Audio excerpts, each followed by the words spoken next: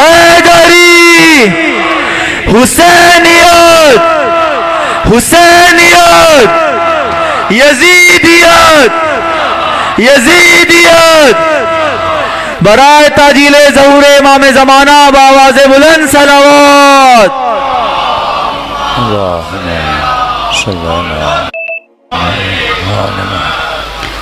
تمام تر شہداء ملت جعفریہ و مومنین و مومنات جو آج ہمارے درمیان نہیں، سب کو یاد رکھتے ہوئے ایک مرتبہ سورۃ الفاتحہ۔ بسم اللہ الرحمن الرحیم، الحمدللہ رب العالمین، الرحمن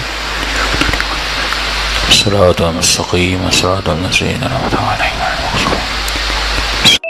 الرحمن الرحیم، قل واللہ احد اللہ الصمد۔ ربنا تقبل منا انک انت السمیع العلیم۔ صلوات پڑھیں محمد وعلی محمد۔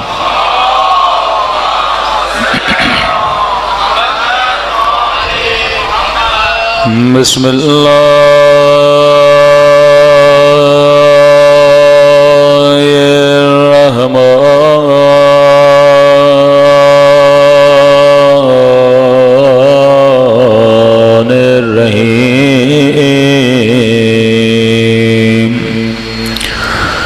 الحمد للہ رب العالمین، الحمد للہ کما هو اہلہ، الصلاۃ والسلام علی سید المرسلین وخاتم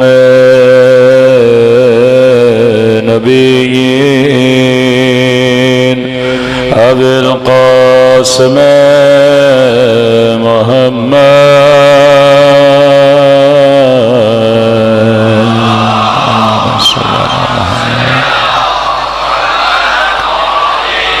وعلى آله الطيبين الطاهرين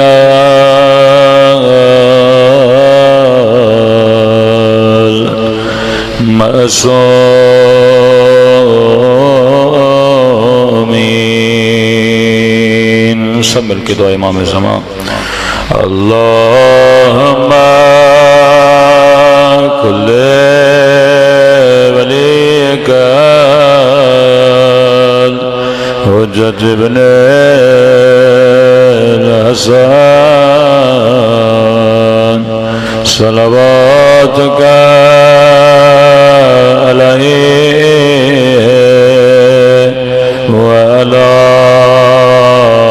آبائه فی هذه الساعة وفي كل وليا وافضا وقائدا وناصرا ودليلا وعينا حتى تسكنه أرضك طوعا وتمتعه فيها طويلا برحمتك يا أرحم الراحمين۔ صلوات پڑھے محمد وعلی محمد۔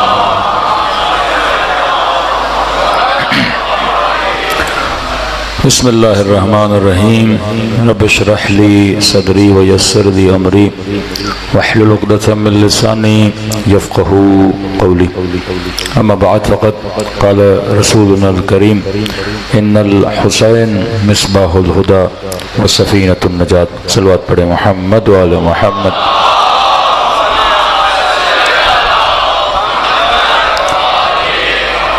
دعا ہے پروردگار عالم ایام اعظام میں ہم سب کی عزاداریوں کو اپنی بارگاہ عالی میں قبول فرمائے اور یہ ہماری زندگی کی آخری عزا کی مجلسیں قرار نہ دے۔ اسی طرح سے محافل نور سے ہم سب کو ہدایت نصیب فرماتا رہے اور جو مقصد زندگی، مقصد ہدایت لے کر فرش عزا پہ آتے ہیں خدا، ان مقاصد میں ہم سب کو کامیابیاں، کامرانیاں نصیب فرما دے۔ مسلسل آپ کی خدمت میں دعوت جذبہ حسینی کے عنوان سے گفتگو کر رہے ہیں کہ یہ مجالس عزا، محافل عزا صرف ایک تاریخ کے واقعے کی یاد میں منائے نہیں جاتے، کیونکہ تاریخ میں بڑے بڑے واقعے رونما ہوئے ہیں۔ مثلا امام حسین کو آپ امام مانتے ہیں تو دوسری اقوام بھی تو ہیں جن کے امام ہیں۔ کوئی خلفائے ثلاثہ کو مانتا ہے، کوئی اپنی بڑی بڑی شخصیات کو مانتا ہے، لیکن تاریخ اسلام کی کون سی شخصیت ہے بشمول رسول خدا کہ جس کے دن اس طرح سے منائے جائیں جس طرح سے ابا عبداللہ الحسین کے منائے جاتے ہیں۔ اب آپ کہیں بھائی شیعوں کے اپنے اماموں سے بڑی محبت ہے تو امام حسن کی شہادت ایسے کیوں نہیں منائی جاتی؟ امام زین العابدین کے ہر امام مظلوم ہے۔ آپ یہ نہیں کہہ سکتے کہ امام 12 سال زندان میں رہے، امام موسیٰ کاظم، کچھ اماموں کے ساتھ اتنا ظلم ہوا، اب وہ شہادت کچھ کی تلوار سے ہوئی ہے، کچھ کی شہادت زہر سے ہوئی ہے۔ بہرحال مقام مصیبت ہے کہ ولی خدا کو شہید کیا جا رہا ہے، لیکن خدا نے جو خصوصیت امام حسین میں رکھی وہ کسی اور امام میں نہیں رکھی۔ یہ ایسے نہیں کہ آپ سمجھیں کہ امام شہید ہو گیا اور کرتے کرتے ایک انسان نے مجلس کرا دی، دوسرے نے علم نکال دیا تو دیکھا دیکھی میں اتنی بڑی تہذیب اور اتنا بڑا تمدن اور اتنی بڑی سویلائزیشن کھڑی ہو گئی کہ آج پوری دنیا میں ہر شیعہ عزا امام حسین کو مناتا ہے۔ 10 دن مجلس تو ہر جگہ ہی ہوتی ہے، ایک کامن کلچر ہے۔ ماتم ایک کامن کلچر ہے، کالا لباس پہننا ایک کامن کلچر ہے۔ سب کے اندر یہ صفات پائی جاتی ہیں، تو اگر سب کے اندر ایک رنگ کی صفت پائی جاتی ہے تو اس میں ارادہ پروردگار عالم شامل ہے۔ اور پھر کثرت سے احادیث ملیں کہ آدم نے بھی گریہ کیا، نوح نے بھی گریہ کیا، موسیٰ نے بھی گریہ کیا، جناب اسماء کی وہ روایتیں کہ رسول خدا نے گریہ کیا، یہاں تک کہ یہ ملے کہ رسول خدا اسے وہ مٹی دے کر گئے اور فرمایا جب اس کا رنگ سرخ ہو جائے تو سمجھ جانا کہ کربلا میں میرا نواسا شہید ہو گیا۔ اور پھر اپنی بیٹی کو یہ کہیں کہ بیٹی خدا ایک قوم کو بنائے گا جس کے جوان تیرے حسین کے جوانوں پہ روئیں گے، جس کے بوڑھے کربلا کے بوڑھوں پہ روئیں گے، جس کی خواتین کربلا کی خواتین پہ روئیں گی۔ تو یہ اللہ کی طرف سے ایک سمجھو سوچی سمجھی پلاننگ تھی، کیونکہ خدا جانتا تھا کہ آخری زمانے میں ہدایت کرنے کے لیے کوئی نبی نہیں ہوگا، ہدایت کرنے کے لیے کوئی امام حاضر جس کو لوگ دیکھیں وہ نہیں ہوگا۔ ایک لمبا فاصلہ خدا پردے غیب کا رکھے گا۔ اب ان سوئے ہوئے لوگوں کو بیدار کون کرے گا؟ تو ان کو بیدار کرنے کے لیے خدا نے فرش عزائے حسین ابن علی کو لگانے کا بندوبست کیا۔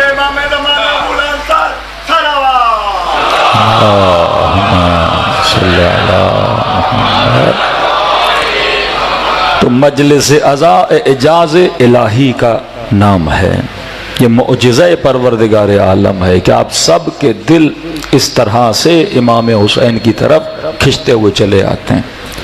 اور برکت کتنی ہے مجلس عزا کی، آپ پوری تاریخ اپنے بزرگوں سے پوچھیں تو کہتے ہیں پہلے 500 لوگ تھے، پھر اگلے سال 550، پھر 600، یعنی اس میں برکت بڑھتی جاتی ہے۔ مد مقابل بھی ہیں ابھی شیعوں کے ضد میں جو مجلس کو نہیں مانتے تھے وہ مجلسیں کروا رہے ہیں، جو سبیلوں کو نہیں مانتے تھے وہ سبیلیں لگا رہے ہیں، جو کہتے تھے مرنے کے بعد بندہ مردہ ہو گیا وہ اپنے مردوں کی یادیں منا رہے ہیں۔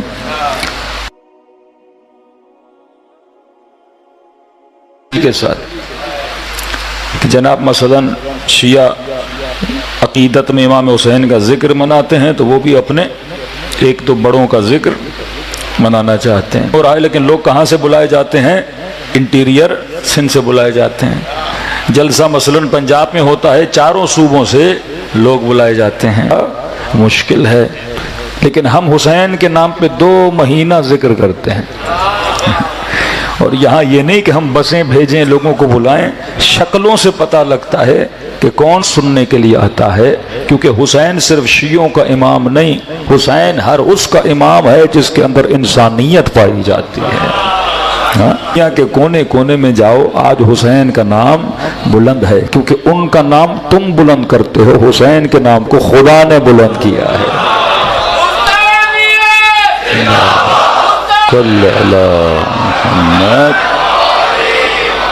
دوسری بات، جلسے تو ہوتے ہیں، رشیں تو لگتی ہیں، فیفا ہوتا ہے، لاکھوں لوگ فٹ بال اس جائیں گے، ہاں شیطان بھی مجمع لگاتا ہے، نظام کفر بھی رش جمع کرتا ہے، لیکن سوال یہ ہے اس کے مجمع میں پیغام کیا ہوتا ہے؟ وہاں اپنی ذات ہوتی ہے۔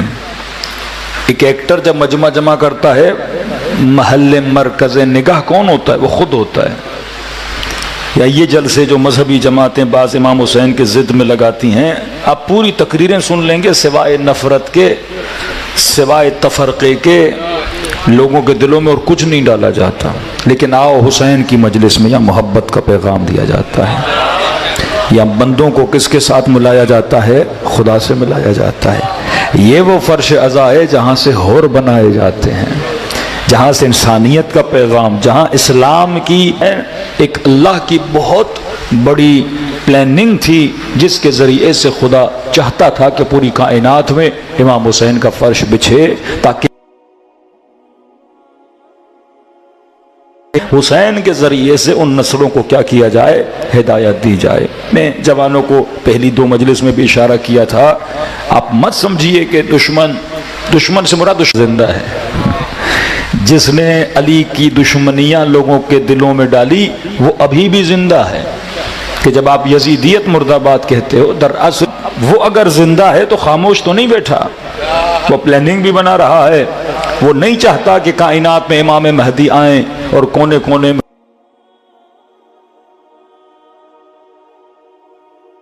کہ لوگوں کے وجود کو کیا کیا جائے؟ کھوکھلا بنایا جائے۔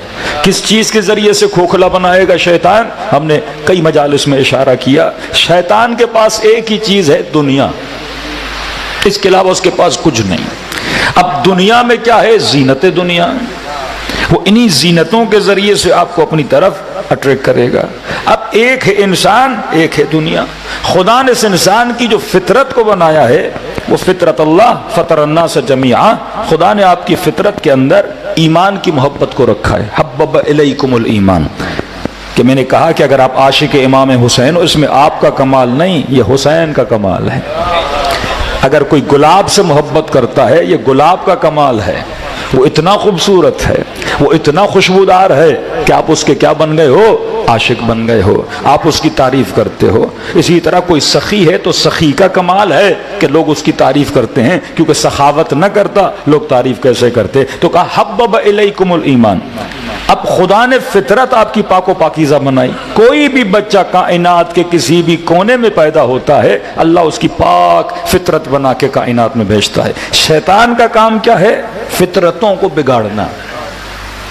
جس سے محبت کرنی چاہیے اس سے نفرت کرواتا ہے، اور جس سے نفرت کرنی چاہیے اس سے محبت کرواتا ہے۔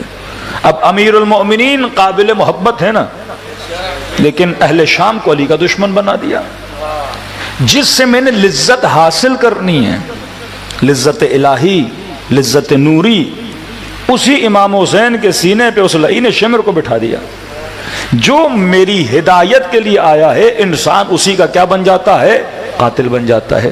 یہ بالکل ایسے چھوٹا بچہ اسکول جاتا ہے، ٹیچر اسے پڑھاتا ہے، لیکن بچہ اپنے بچپنے کی وجہ سے، کیونکہ اسے زینت اچھی لگتی ہے، کھیلنا کودنا اچھا لگتا ہے، اسے نیند اچھی لگتی ہے، اسے کھلونے، سائیکل وائیکل، آئس کریم ایسی چیزیں اچھی لگتی ہیں، لہٰذا ماں کہے گی اسکول جاؤ تو کبھی کبھی ماں بھی اچھی نہیں لگے گی، اور ٹیچر تو بالکل ہی اچھا نہیں لگے گا کہ بھائی یہ صبح سے شام تک مجھے پڑھاتا رہتا ہے۔ کیونکہ بچپنا ہے، کیونکہ زینتوں میں گرفتار ہے، کیونکہ اس کے اندر عقل نہیں ہے، لہٰذا یہ کس کا دشمن بن جاتا ہے؟ جو اسی کا استاد ہے۔ آج کئی گاؤں میں جائیں جو بچے استادوں کا حال کرتے ہیں، انسان کو بتاتے ہوئے شرم آتی ہے، مطلب وہ کہتے ہیں یہ بھاگ جائیں اور کبھی اسکول میں استاد صاحب داخل ہی نہ ہو، کیونکہ بچہ ہے۔ میں چھوٹی سی مثال دوں گا، 7 سال کے بچے کو جو اچھا لگتا ہے وہ 20 سال کے جوان کو اچھا نہیں لگتا۔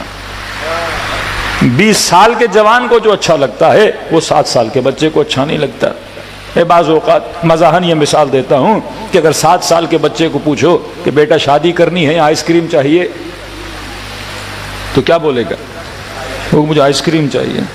اور 20 سال کا جوان ہنسے گا کہ بھائی اسے پاگل بچہ ہے، آئس کریم کے پیچھے لگا ہوا ہے۔ ہاں؟ اور وہی 20 سال 25 سال کے جوان سے پوچھو بیٹا اب آپ کی شادی کرا دی جائے یا ہم دکان سے 200 روپے کی آئس کریم آپ کو لا کر دیں، تو کیا بولے گا؟ تو شادی کرا دو۔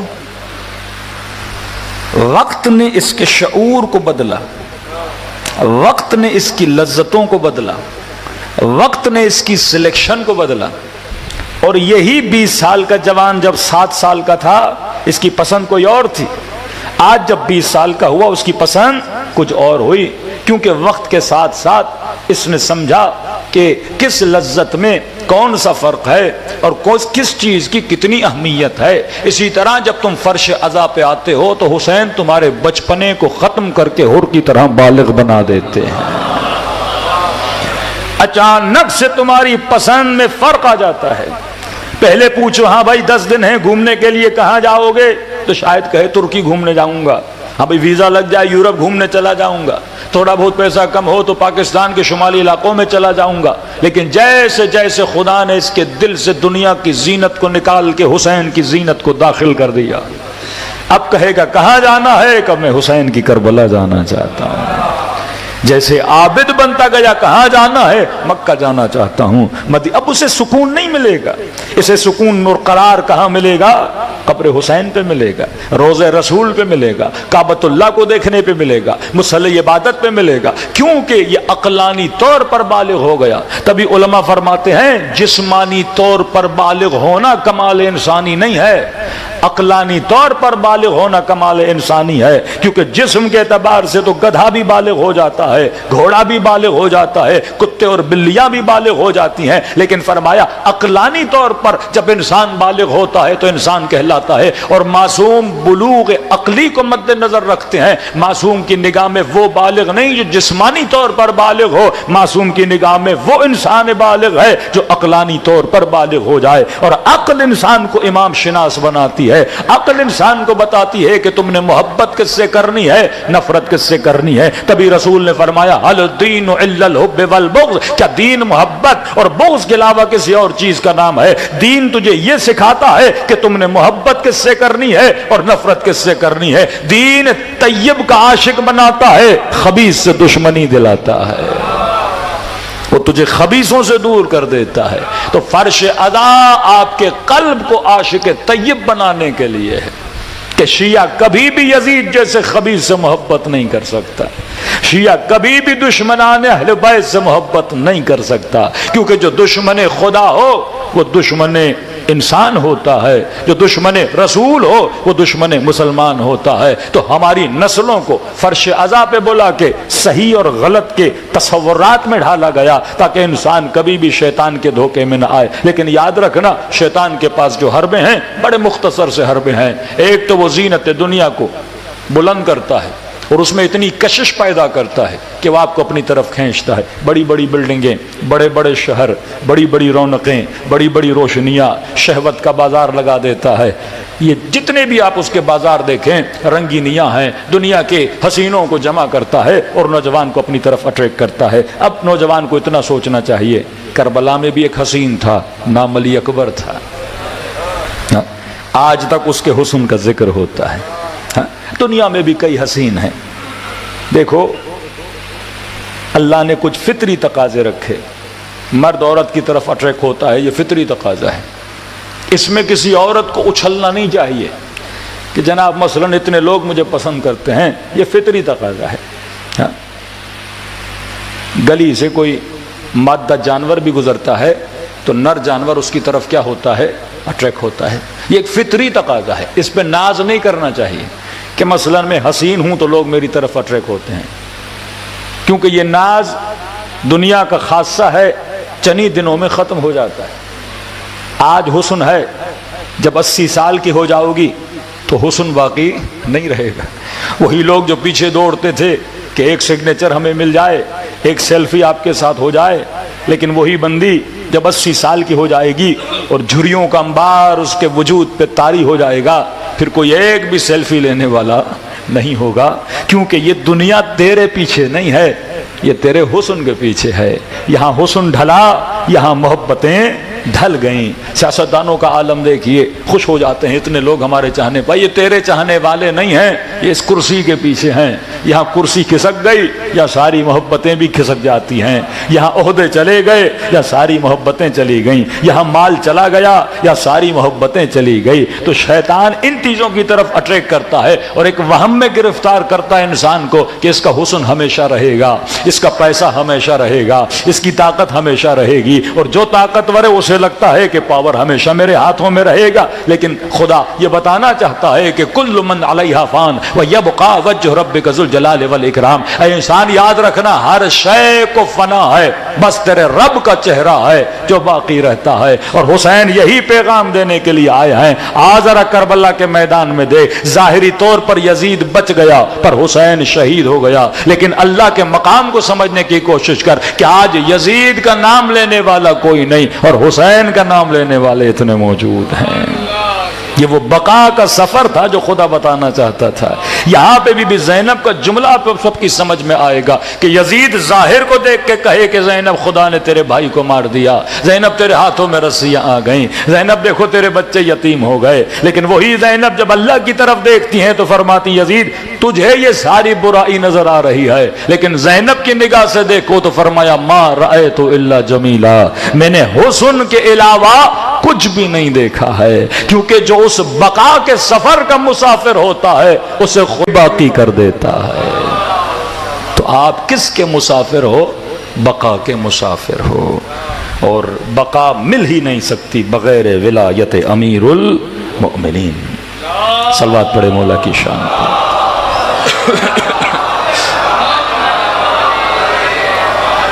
نہیں مل سکتی بغیر ولایت امیر المؤمنین. ہم نے مثال دی حضرت آدم کی کہ شیطان عابد تھا، شیطان زاہد تھا، شیطان موحد تھا، شیطان قیامت کو مانتا تھا.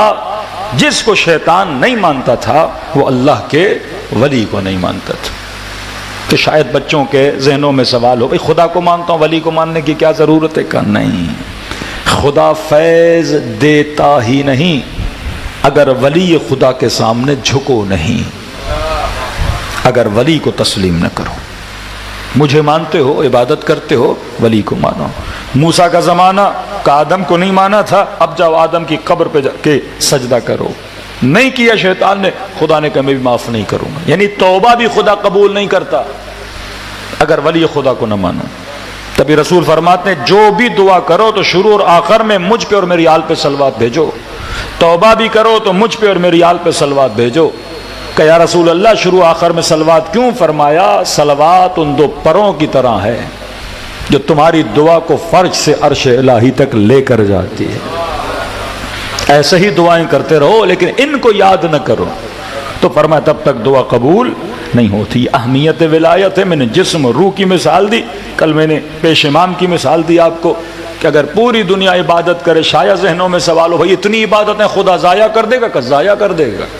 اگر تمہارا امام صحیح نہیں ہے، اگر تم دائرے ولایت میں نہیں ہو، اللہ کے بعد تم کس کے پیچھے چل رہے ہو خدا یہ دیکھتا ہے۔ جس کے پیچھے ہو اگر وہ امام حق ہے تو نمازیں قبول ہیں، اگر وہ امام جور ہے تو نمازیں بھی قابل قبول نہیں ہیں۔ آپ ایسے سمجھو کہ ولایت بیک اپ کا نام ہے۔ آپ نے ایک درخت کا پودا لگایا اور اسے آپ پانی دیتے ہو تو وہ درخت کیا ہوتا ہے؟ تنومند ہوتا ہے۔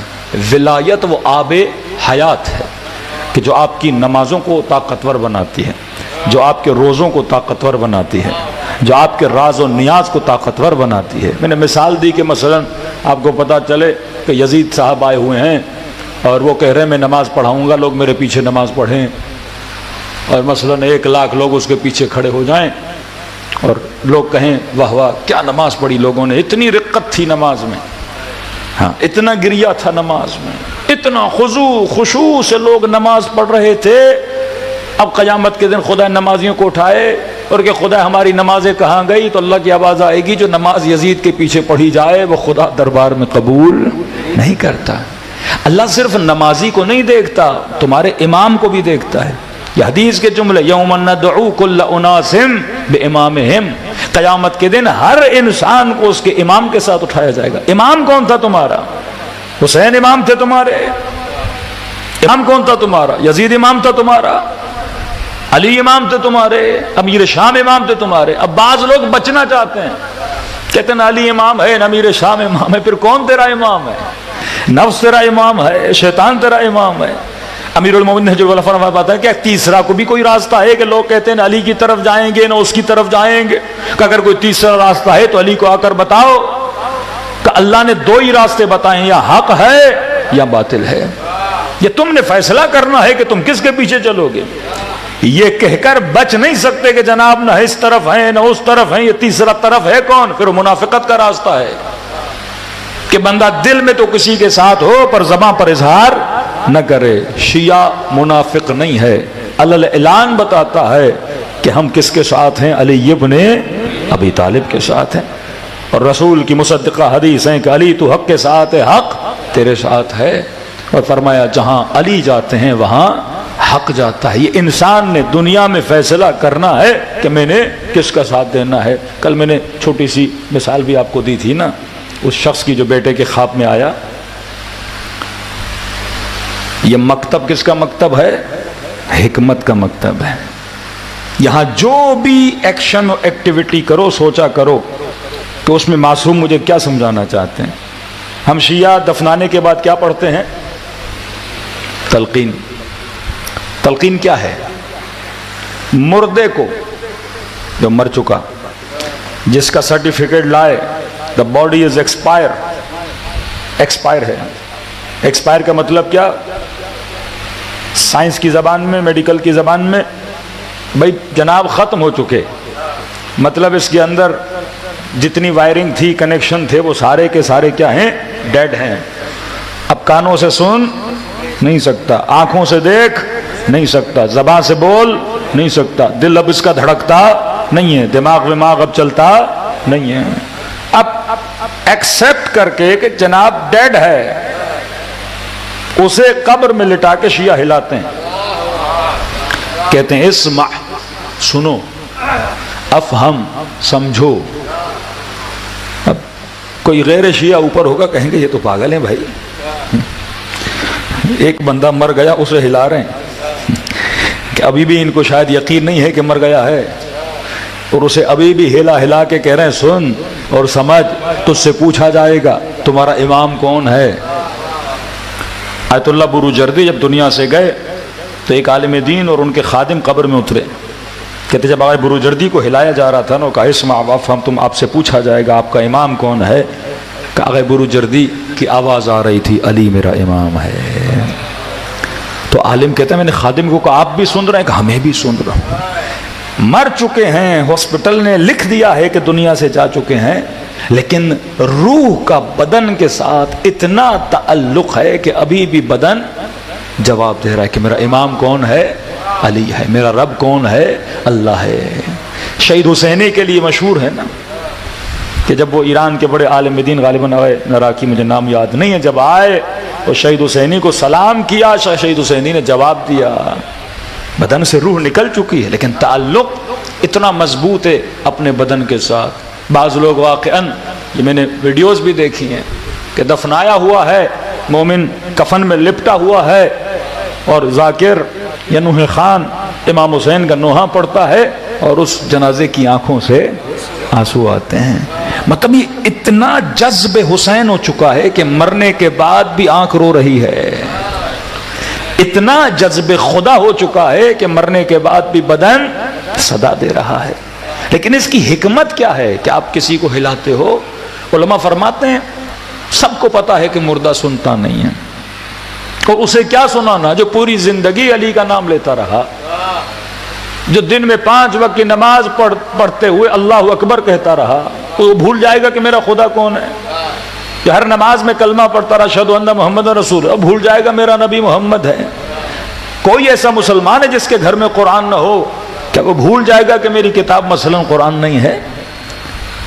فرمایا اسے نہیں ہلایا جاتا، یہ ایک مظہر ہے کہ جو اس قبر کے اوپر کھڑے ہیں اصل میں اسے ہلا کے انہیں جگایا جاتا ہے۔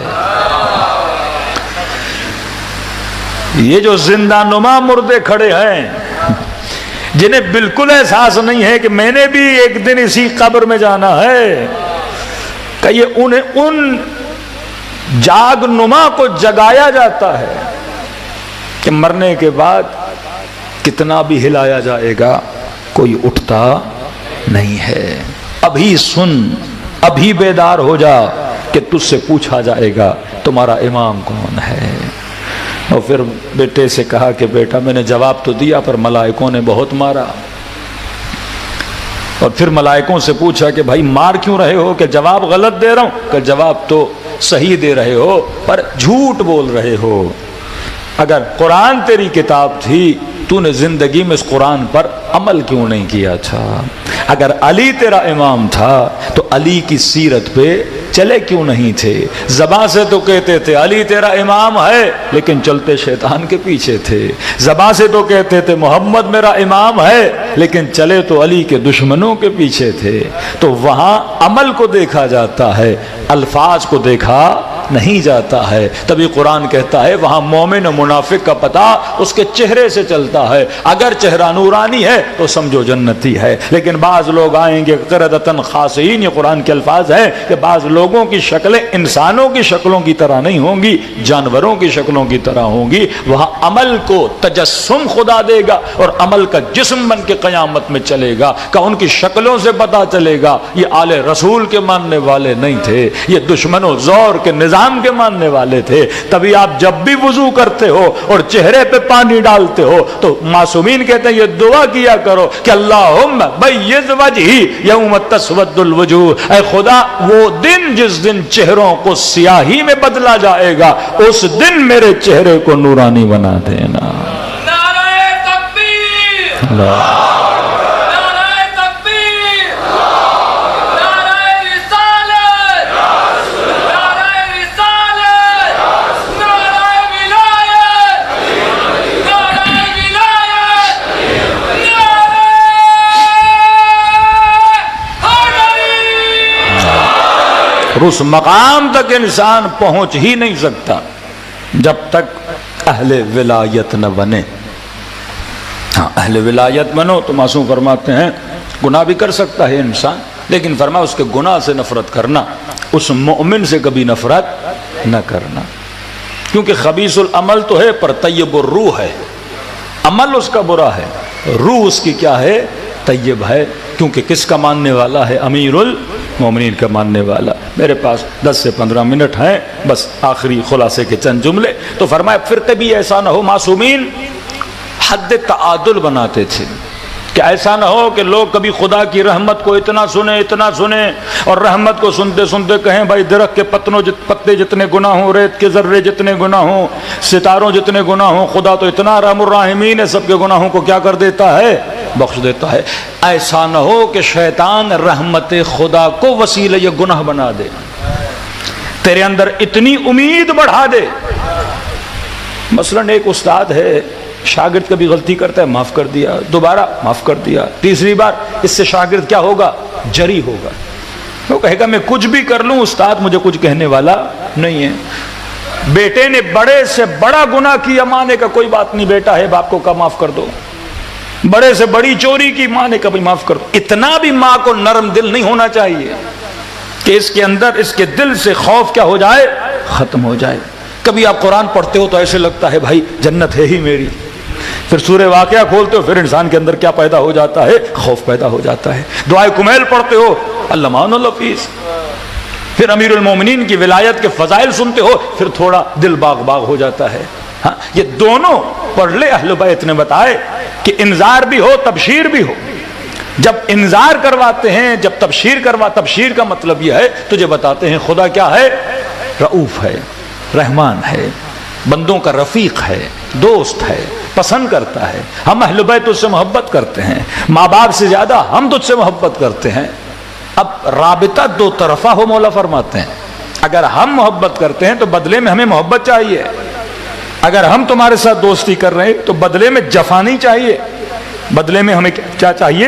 دوستی چاہیے۔ وہ شاعر کا شعر میں نے کل سنایا کہ ایسا نہیں کہ معاملہ حشر علی کے ساتھ ہے تو جو دل میں آئے کرو، تو مولانا فرمایا ایسے کہو اگر حشر کا معاملہ علی کے ہاتھ میں ہے تو رخ علی سے شرم کرو اور کم گناہ کرو۔ تو ایک تو یہ ہے کہ ہم ولایت کو مانیں تو صحیح، لیکن ایسا نہ ہو غلو کا شکار ہو جائیں اور یہ ہم سمجھیں کہ جو بھی ہمارے من میں آئے ہم کرنے کو تیار ہو جائیں۔ پھر دوسری منزل ہے اگر اہل ولایت ہو، اگر اہل بیت سے محبت کرتے ہو تو مولا فرماتے اہل ولایت کوئی بن ہی نہیں سکتا جب تک شیعہ کا خیال نہ رکھے۔ اہل ولایت ہوتا وہ ہے مومن کا خیال رکھے۔ فرمایا اگر تم کسی مومن کو خوش کرو گے گویا تم نے اس مومن کو خوش نہیں کیا بلکہ کسے خوش کیا؟ ہمیں خوش کیا۔ تم علی کے شیعہ ہو ہی نہیں سکتے کہ تم نعرے تو بڑے بڑے لگاؤ، حسین پر گریہ تو بہت کرو، لیکن تجھے کسی حسین کے چاہنے والے کا گریہ نظر نہ آئے، تجھے کسی مومن کی تکلیف نظر نہ آئے، تیرے بچے سکون میں ہوں لیکن تجھے اس کے بچوں کی بھوک نظر نہ آئے، تیری بیٹی کی شادی تو بڑے شاندار طریقے سے ہو لیکن وہ بندہ اپنی بیٹی کی شادی کے جہیز کے لیے پریشان ہو، اللہ فرماتا تو کیسا میرا شیعہ ہے۔ جناب مختلف واقعات آپ سنتے امام زمانہ کے، علی ابن مہزیار کو یہی کہا جب شیعہ کا مولا 20 سال گزر گئے، میں ہر سال آتا تھا کہ علی ابن مہزیار 20 سال سے تو اپنی سگی بہن سے ناراض تھا، تو کیسے توقع رکھ سکتا ہے تو میرے کسی شیعہ سے قطع تعلق کرے گا اور تو امام زمانہ سے مل سکتا ہے؟ فرمایا اس سال ہم نے تمہارے دل میں ڈالا، 20 سال سے آ رہے تھے لیکن شاید تو متوجہ نہیں تھا اپنی غلطی کی طرف، اس سال تو بہن کے پاس گیا، تو نے عیادت کی، جب تو نے بہن کے ساتھ شفقت کے ساتھ پیش آئے تو تیرے امام نے بھی تجھے زیارت کے لیے یہاں بلایا ہوا ہے۔ آج در بدر گھوم رہے ہو، امام زمانہ کو راضی کرنا ہے، کسی مومن کو راضی کر رضایت امام زمانہ ہے، کسی علی والے کے مشکل کو حل کر یہی رضایت امام زمانہ ہے۔ تو میرے عزیز ولایت کمپلیٹ ہو ہی نہیں سکتی۔ زیارت عاشورہ کے جملے فصل اللہ الذی اکرمنی بمعرفتکم، یہ جملہ سنو، کیا مانگتے ہو خدا سے؟ فاسأل اللہ الذی اکرمنی بمعرفتکم، میں خدا کا شکر ادا کرتا ہوں کہ خدا نے آپ کی معرفت، اور صرف آپ کی معرفت کافی نہیں کہ آپ کہیں مجھے علی کی معرفت ہے، مولا سے بڑا عشق ہے، میں نجف جاتا ہوں، میں کربلا جاتا ہوں۔ پہلی منزل ہے معرفت اہل بیت و معرفت اولیاءکم، دوسری منزل، یہ تین چیزیں اگر آپ کے پاس ہوں گی تو آپ کی آخرت بنے گی۔ بمعرفتکم، آپ کی معرفت، و معرفت اولیاءکم، اور جو آپ کے چاہنے والے ہیں مجھے ان کی معرفت بھی عطا فرما۔ آپ مولا علی سے تو محبت کرتے ہو پر علی والے سے محبت نہ کرو، مولا حسین سے تو محبت کرو پر عزادار حسین سے محبت نہ کرو۔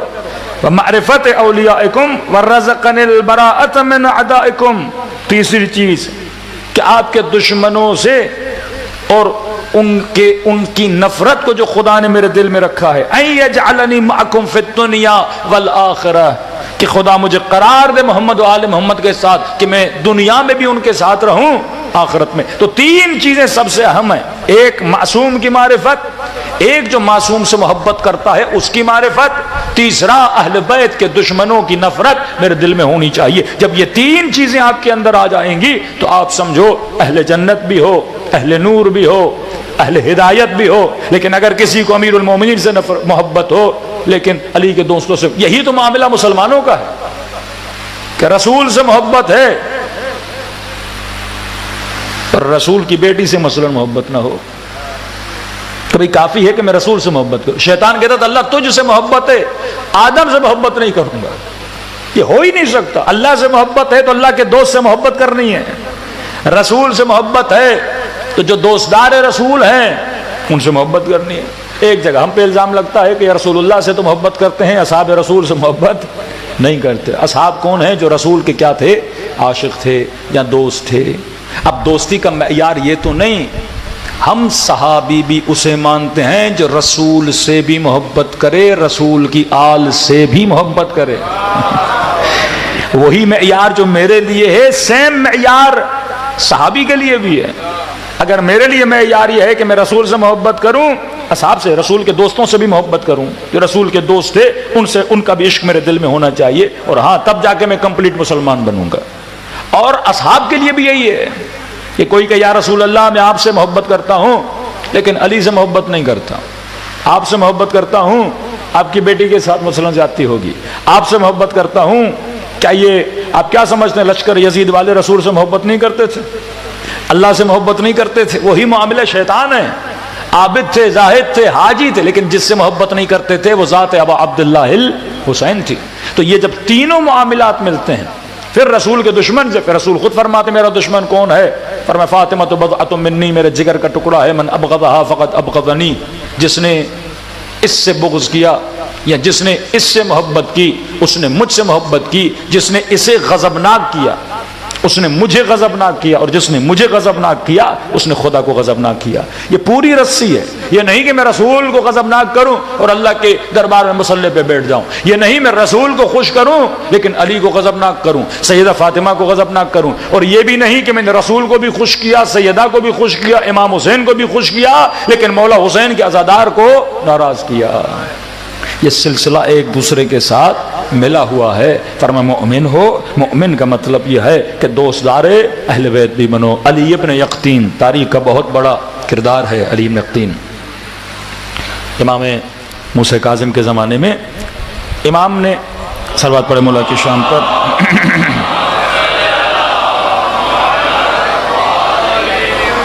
وقت کی کمی ہے میں بہت جلدی سے بیان کروں گا۔ امام موسیٰ کاظم کا شاگرد بہترین صحابی، یہ نفوذی تھا۔ نفوذی مطلب امام نے اس کو نظام جور کے اندر خود بھیجا تھا۔ جس نظام میں تھا وہ نظام صحیح نہیں تھا، لیکن امام نے جس مقصد کی وجہ سے بھیجا تھا وہ مقصد یہ تھا، اس زمانے میں شیعوں پہ بہت زیادہ ظلم ہوتا تھا۔ مثال آپ جانتے ہو حکومت ظلم ہے۔ یہ بعض لوگ اس شبہے کا شکار ہو جاتے ہیں یا ایسا تقویٰ کا بھوت سوار ہو جاتا ہے کہ بھائی ہم تو مثلا نظام اگر ظلم کا ہے تو ہم نوکری نہیں کریں گے، ہم یہ نہیں کریں گے۔ یہ سارے شیطانی خیالات ہیں۔ اب آپ کا مومن کا کیس پھنسے گا تھانے میں، عدالت میں، سرکاری محکموں میں، اب وہاں پہ اگر کوئی مومن نہیں ہوگا تو ان کا کام کیسے ہوگا؟ یہ امام روش دے رہے ہیں کہ اگر نظام ظلم کا بھی ہو، ظلم کے نظام میں نوکری کر سکتے ہو لیکن ان شرائط پر، وہ شرائط مولا بتا رہے ہیں۔ سرکاری ملازم بن سکتے ہو، وہ چاہے سرکار امریکہ کی کیوں نہ ہو، لیکن ان شرائط پر۔ وہ شرائط کیا ہیں؟ آپ کو پتہ معاشرے میں مومنین رہتے ہیں۔ امام نے فرمایا کہ 3 چیزوں سے تو بچا رہے گا، کبھی تیری نسلیں فقیر نہیں ہوں گی، کبھی تو زندان میں نہیں جائے گا، کبھی ہارون کی تلوار تیرے بدن پہ نہیں آئے گی۔ اس سے بڑی گارنٹی کس کو چاہیے کہ کبھی زندان نہیں ہوگا، کبھی فقیر نہیں بنوں گا، کبھی قتل نہیں کر دیا جاؤں گا۔ امام فرمایا تینوں چیزوں کی ضمانت میں موسیٰ کاظم دیتا ہوں، تو بس ایک چیز کی ضمانت دے کہ جب بھی میرا شیعہ تیرے پاس آئے اسے خالی ہاتھ نہ لوٹانا۔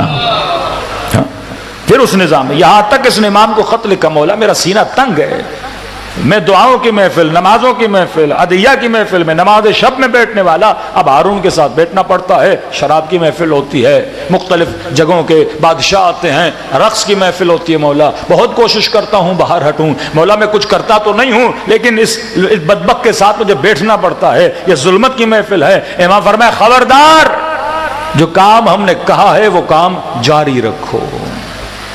تجھ کو تکلیف ہو رہی ہے نا، لیکن تیرے وجود سے ہمارے کئی شیعوں کو کیا مل رہی ہے؟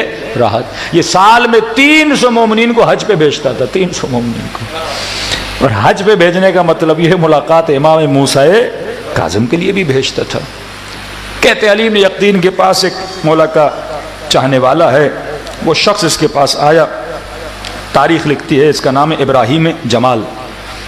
یہ اونٹ موٹ کرائے پہ دیتا تھا، کوفے سے چلا بغداد پہنچا، علی بن یقطین کے پاس پیغام بھیجا کہ میں آپ سے ملنا چاہتا ہوں۔ علی ابن یقطین تھکا ہوا تھا، کیا معاملہ تھا؟ اللہ نہیں، یہ اس سے نہیں ملا، یہ بندہ اتنی دور سے سفر کر کے گیا، مولا کا چاہنے والا ہے، امید لے کر گیا، اللہ جانے سے کیا ہوا، اس نے کہا میں نہیں ملتا۔ کہتا ہے 1 سال گزرا، علی ابن یقطین مدینے گیا، امام کے دروازے پہ دستک دی، غلام کو کہا مولا کو بتاؤ علی ابن یقطین آئے ہوئے ہیں۔ امام فرمایا کہہ دو ہم نہیں ملنا چاہتے۔ مذاق نہیں، کہا مولا کو بتایا میں آیا ہوں، انا یقطین؟ کہا ہاں، سمجھ گیا مجھ سے کوئی غلطی ہوئی ہے۔ کہتے گلی پہ بیٹھ گیا، بالآخر گھر سے نکلیں گے تو صحیح مولا۔ 6-7 گھنٹے گزر گئے، مولا گھر سے نکلے، فوراً مولا کے ہاتھ کو پکڑا، مولا مجھ سے کوئی ناراضگی؟ امام نے فرمایا اگر میرا شیعہ تجھ سے راضی نہیں تو میں تجھ سے کیسے راضی ہوں گا؟ کربلا گئے حسین کو راضی کرنے کے لیے، اور کراچی میں کتنے مومنین تجھ سے ناراض ہیں، گھر میں کتنے لوگ تجھ سے ناراض ہیں، تیرے اخلاق کی وجہ سے، تیرے رفتار کی وجہ سے، تیرے کردار کی وجہ سے، اور حاجی بننے چلا ہے، ظاہر حسین بننے چلا ہے۔ کسی نے لکھا مولانا قرضہ دیا ہوا ہے، جناب پیسے نہیں دے رہے لیکن ہر سال زیارت پہ جا رہے ہیں۔ روایت معصوم ہے جس کے پاس کسی کا پیسہ ہو اور واپس کرنے کی توانائی ہو، اور اگر وہ واپس نہیں کر رہا تو معصوم فرماتے ہر رات جب سوتا ہے تو اس کے نام اعمال میں لکھا جاتا ہے یہ چور بن کے سو رہا ہے، ہر روز لکھا جاتا ہے یہ چور ہے، یہ چور ہے، یہ چور ہے۔ سختی ہے معصومین کے یہاں، کسی کا حق ادا نہ کرو۔ تو کہا مولا میں نے کیا غلطی؟ امام نے فرمایا وہ جمال آیا تھا تو نے اسے واپس کر دیا تھا، جب تک وہ راضی نہیں ہوگا میں تم سے راضی نہیں ہوں گا۔ کہتا ہے وہیں سے چلا، بغداد سے کوفہ گیا، کوفہ پہنچا، اس کے دروازے پہ دستک دی، اتنا پریشان، وہ بندہ پریشان، بادشاہ کا وزیر تھا علی بن یقطین، کوئی مذاق نہیں ہے، اتنا بلند پایا شخص دروازے پہ کہا علی ابن یقطین کہاں؟ مجھ غریب کا گھر کہاں؟ آپ گھر آئیے جلدی جلدی، آپ کے لیے کوئی سفرہ لگاؤں، پتہ نہیں تھا، مہمان نوازی یہ وہ۔ کہا نہیں میں گھر نہیں آؤں گا، بس دروازے سے واپس جاؤں گا۔ کہا میرا مولا مجھ سے ناراض ہے، میرا آقا مجھ سے ناراض ہے، کیونکہ تو مجھ سے ناراض ہے۔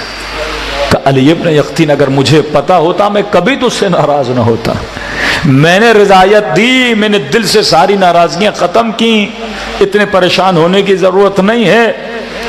کہ علی ابن یقطین گھٹنوں پہ بیٹھے اور اپنا سر زمین پہ رکھا، کہ ایسے نہیں، اپنا پاؤں میرے رخسار پہ رکھو، میں نے مولا کو ناراض کیا ہے، تکبر آ گیا میرے اندر، غرور آ گیا میرے اندر، توڑوں گا اپنے نفس کو۔ پاؤں رکھا، کہے کا وزیر، کہاں کا رتبہ، کہاں کا مقام، یہ ضمانت تو معصوم نے دی، میں بچا ہوا ہوں۔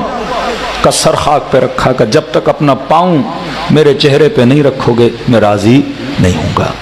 کہ نہیں کرو علی بن یقطین کا رکھو۔ یہ مومن کہتا میں نے پاؤں رخسار پہ رکھا، واپس دوڑا دوڑا امام کے پاس گیا کہ مولا میرے رخسار کو دیکھیے، میں آپ کے شیعہ کو راضی کر کے واپس آیا ہوں۔ کہ پھر امام نے مجھے سینے سے لگایا، کہا اب بنے ہو نا میرے شیعہ۔ ولایت عام معاملہ نہیں ہے میرے عزیز، ولایت رضایت حسین کا نام بھی ہے، رضایت عباس کا نام بھی ہے، رضایت اولاد حسین کا نام بھی ہے، اور رضایت شیعیان محمد و آل محمد کا نام بھی ہے۔ تبھی آپ کربلا میں دیکھتے ہو چھوٹی چھوٹی چیزیں ہیں بعض اوقات، لیکن وہاں یہ نہیں کہ کوئی صرف امام حسین کو راضی کرنے کے پیچھے، اصحاب حسین تحت الامکان کوشش کرتے تھے کہ حسین کی 4 سالہ بچی بھی ہم سے ناراض نہ ہو۔ کوئی شخص جناب ہر گریا کر رہے ہیں، امام حسین فرماتے ہر میں نے معاف کر دیا، کہ مولا آپ نے تو معاف کیا لیکن دل کو قرار نہیں، مولا چین نہیں۔ کہا ہر کیوں چین نہیں؟ کہا مولا جب آپ کا راستہ روکا تھا مجھے اماریوں سے کچھ بیبیوں کے رونے کی آواز آئی، زہرا زادیاں مجھ سے ناراض ہیں۔ یہ اہل سنت کی کتابوں کے جملے ہیں، صحیح السند روایات ہیں کہ جب خلیفہ ثانی جناب زہرا سے مل کے باہر نکلا، کہتے ہیں اس طرح رو رہا تھا جس طرح بارش کے قطرات جاری ہوتے ہیں۔ کسی نے کہا آپ اتنا کیوں رو رہے ہیں؟ کہا میں نے بڑی کوشش کی نبی کی بیٹی راضی ہو جائے، لیکن یہ جملہ کہہ کے مجھے واپس بھیج دیا کہ قیامت کے دن اپنے بابا کے سامنے شکایت کروں گی کہ بابا یہ حال کیا تھا تیری بیٹی کا۔ کہتے ہیں جب قیامت کا دن آئے گا، ہماری کتابوں کی روایات ہیں، خوبصورت اونٹنی زر و زیور سے زیب شدہ ایک اونٹنی آئے گی، ایک نورانی اماری اس کے اوپر ہوگی، انبیاء اولیاء سارے بیٹھے ہوں گے میدان محشر میں۔ کہتے ہیں ایک مرتبہ نادی نہیں خود خدا کی آواز آئے گی کہ غضوا ابصارکم، اپنی آنکھوں کو بند کرو، مصطفیٰ کی بیٹی آ گئی ہے۔ کہتے ہیں ادب سے سر جھک جائیں گے، ادب سے سر جھک جائیں گے۔ کہتے ہیں اس نوری اماری سے سیدہ اپنے ہاتھوں کو اٹھائیں گی، کہتے پہلا سوال یہ کریں گی کہ پروردگارا میں اس امت سے اتنا پوچھنا چاہتی ہوں کہ میرے حسین کا قصور کیا تھا، میرے حسین نے بگاڑا کیا تھا۔ کہتے ایک ہاتھ میں حسین کا خون بھرا کرتا اٹھائیں گی، پھر روایت میں ہے کہ دوسرے ہاتھ میں عباس کے کٹے ہوئے بازو اٹھائیں گے۔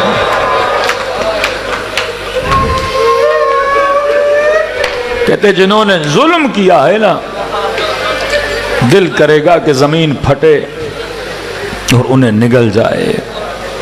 یہ میدان محشر نہیں ہوگا، وہاں پر بھی مصائب ابا عبداللہ الحسین کو پڑھا جائے گا، وہ تکلیفیں دی امام حسین کو جس کا تصور ہم نہیں کر سکتے، کہ حسین ایک ہی وقت میں باپ بھی ہیں، چچا بھی ہیں، ماموں بھی ہیں، بھائی بھی ہیں، تو کبھی بھتیجے کا لاشا اٹھا رہے ہیں، کبھی بھائی کے کٹے ہوئے بازو اٹھا رہے ہیں، کبھی بھتیجوں کے ننے سے لاشیں اٹھا رہے ہیں، اور اسی ایک وقت میں حسین باپ بھی ہے، کبھی 6 مہینے کے بچے کا ننا سا بدن۔ اور میرے عزیز کسی باپ سے پوچھو کہ 18 سال کا جوان بیٹا ہو، اس کا لاشا اٹھانا کتنا مشکل ہوتا ہے۔ اتنی فکر کرتے تھے امام حسین کہ جب ہر کا بیٹا شہید ہوا تو امام نے اسے آگے نہیں بھیجا کہ بیٹا ہے اور تیرے لیے مشکل ہوگا لاشا اٹھانا، لیکن تاریخ لکھتی ہے جب حسین کا اپنا جوان بیٹا کربلا میں گیا، کیا گزری ابا عبداللہ الحسین پہ۔ کہتے ہیں ابن زیاد کے دربار میں جب یہ کٹے ہوئے سر لائے گئے تو یہ لعین سفرے پہ بیٹھ کے کھانا کھا رہا تھا۔ اب منظر پہ ذرا تصور کرنا، کھانا کھا رہا تھا اور سامنے اس کے کٹی ہوئی گردنیں پڑی ہوئی تھی، اور سامنے قیدی بیبیاں کھڑی ہیں کہ لعین لقمے چباتا جا رہا تھا اور اپنی انگلی سے پوچھتا جا رہا تھا یہ کس کا سر ہے؟ کوئی کہتا تھا امیر یا عباس کا سر ہے، یہ کس کا سر ہے؟ یہ حسین کا بھائی قاسم کے بیٹے کا سر ہے۔ یہ کس کا سر ہے؟ کہ یہ اون محمد کے سر ہے۔ یہ کس کا سر ہے؟ کہ یہ حبیب ابن مظاہر کا سر ہے۔ پوچھتا گیا، وہ بتاتے گئے کہ ایک مرتبہ اس کی نگاہ ایک سر پہ رک گئی، کھانا کھا رہا تھا پر اس نے کھانا کھانا چھوڑ دیا۔ کہا یہ کس کا سر ہے؟ کہ امیر حسین کا ایک بیٹا تھا، نام علی اکبر تھا، یہ اس کا سر ہے۔ کہتے بڑی دیر تک اس سر کو دیکھتا رہا اور کہا شیمر اگر مجھے پتا ہوتا کہ یہ حسین کا بیٹا ہے میں کبھی حکم نہ دیتا کہ اس کا سر قلم کرو۔ امیر میں سمجھا نہیں، اگر مجھے پتا ہوتا ایسا بیٹا ہے میں کبھی تجھے حکم نہ دیتا کہ حسین کا سر قلم کرو۔ امیر میں پھر بھی نہیں سمجھا، کرے جس کا اتنا حسین بیٹا ہو اسے مارنے کی ضرورت نہیں، وہ اسے دیکھ کے خود ہی مر جاتا۔ اب تصور کرو پورے سفر میں زینب کبریٰ پہ کیا گزری، امام زین العابدین پہ کیا گزری۔ دلوں کو کربلا کی طرف روانہ کریں، آخری دن ہے، خلوص دل سے سلام کریں۔ تبھی امام زین العابدین فرماتے جب مجلس میں یہ نہ سوچا کرو تو اکیلا آیا ہے، فرماتے تیرے استقبال کے لیے ہم آتے ہیں۔ چھٹے ماں فرماتے ابھی تو رویا نہیں تو رونا چاہتا ہے، تم سب کے سروں کے پیچھے میری دادی زہرا کھڑی ہو جاتی، دعا کے لیے ہاتھوں کو بلند کرتی ہیں، اے خدا یہ میرے حسین کا زادار ہے، میں زہرا اس سے راضی، تو بھی اس سے راضی ہو جائے۔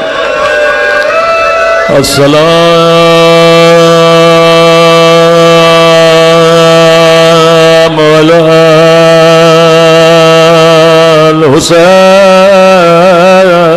الحسین وعلی علی ابن الحسین وعلی اولاد حسین وعلی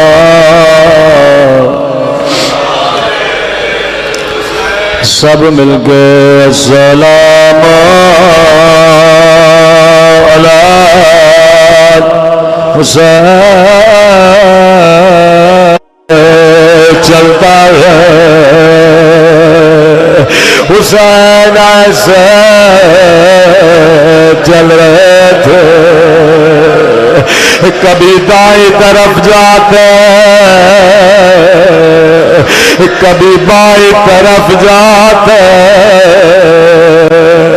گویا حسین کو کچھ نظر نہیں آ رہا تھا، اتنے میں آواز دی علی اکبر بوڑھا باپ ہو بیٹا مجھے کچھ نظر نہیں آتا۔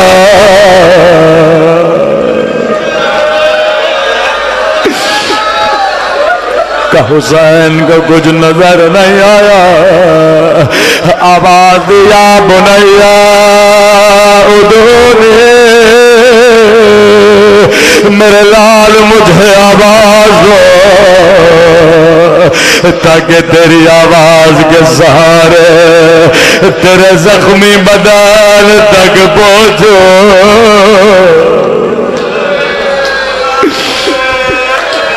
اکبر نے آواز دیا ابدا الیہ الیہ، کہ جیسے بیٹے کی لاشے پہ پہنچے اکبر اے کاش تیرا بھی کوئی جوان بیٹا ہوگا، بابا زندگی میں تو نے مجھ سے کچھ نہیں مانگا، میرے لال جو چاہیے بابا سے مانگو۔ آخری سانس لیتے ہوئے کا بابا الحدید قد ثقلنی والعطش قد قتلنی، بابا لوہے کے وزن نے پیاس نے مجھے مار ڈالا۔ روایت کے جملے حسین نے اپنی زبان اکبر کی زبان پہ رکھے، اکبر نے جلدی زبان سے جدا کے بابا آپ تو مجھ سے بھی زیادہ پیاسے ہیں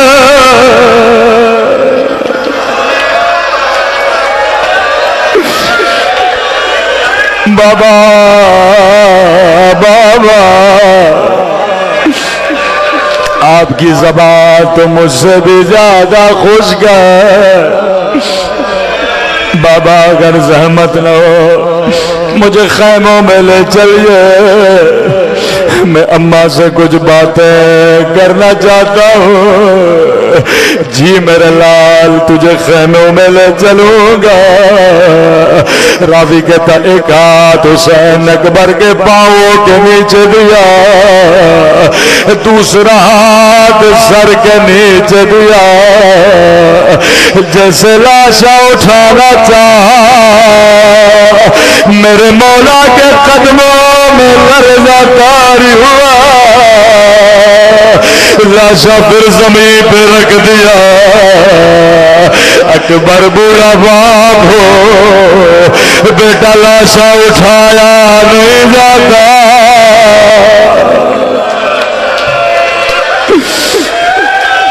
قاسم کا لاشا اٹھانے والا حسین انو محمد کے لاشے اٹھانے والا حسین اکبر بوڑھا باپ ہو بیٹا اگر زحمت نہ ہو دونوں باہیں بابا کے گلے میں ڈالو تاکہ تیرے سہارے لاشا اٹھاؤ راوی کہتا اکبر نے ایک ہاتھ بابا کی گردن میں ڈالا لیکن دوسرا ہاتھ سینے سے نہیں ہٹایا میرے لال دوسرا ہاتھ بھی بابا کے گلے میں ڈالو بابا آپ کو صدمہ دینا نہیں چاہتا اکبر ہاتھ ہٹا میں تیرا صابر بابا ہو یا ہاتھ کا ہٹنا تھا ایک برچھی کا ٹوٹا ہوا پھال علی اکبر کے سینے میں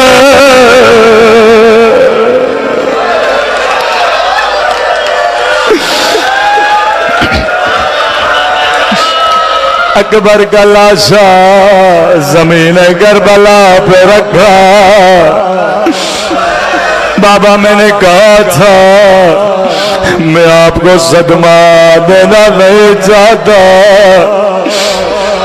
روایت کے جملے ہیں ایک ہاتھ حسین نے برچھی میں ڈالا دوسرا ہاتھ اکبر کے سینے پہ رکھا نگاہ آسماں کی طرف اٹھائے نانا رسول خدا آپ بھی آئیے دادا ابراہیم کو بھی لائیے دادا اسماعیل کو بھی لائیے آ کر دیکھیے کہیں میری آنکھوں پہ پٹیاں تو نہیں ہے میرے اسماعیل کے ہاتھ تو نہیں بنے ایک مرتبہ برچھی کھینچی علی اکبر نے ایڑیاں رگڑے زمین کربلا میں زلزلہ آیا خیمے کے در سے آواز ٹھہر جا حسین میں زائر